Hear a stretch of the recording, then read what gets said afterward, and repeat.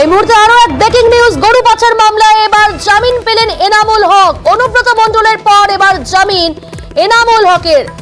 বিচারপতি এম সুন্দরেশ এবং বিচারপতি অরবিন্দ কুমারের বেঞ্চ এই জামিনের নির্দেশ দিয়েছে। গরু পাচার মামলায় অনুব্রত মণ্ডলের পর এবার এনামুল হকের জামিন।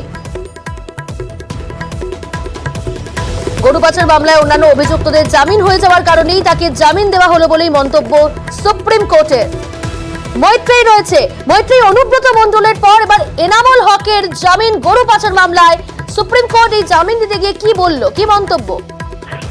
দেখো, গরু পাচার মামলায় অনুব্রত মণ্ডলের পরে এবার এনামুল হক, যিনি অন্যতম অভিযুক্ত, তাকে জামিন দিয়েছে সর্বোচ্চ আদালত। বিচারপতি এম সুন্দরেশ এবং বিচারপতি অরবিন্দ কুমারের বেঞ্চ জামিনের নির্দেশ দিয়েছে।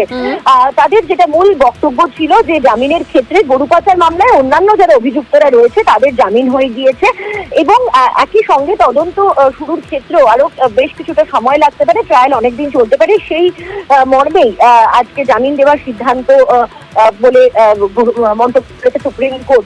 প্রসঙ্গত জানিয়ে রাখবো, তার বাড়ি থেকে 45 কোটি 30 লক্ষ টাকা উদ্ধার হয়েছিল এবং তিনি অন্যতম মূল অভিযুক্ত ছিলেন এই গরু পাচার মামলায়। বেশ, অনেক ধন্যবাদ মৈত্রী।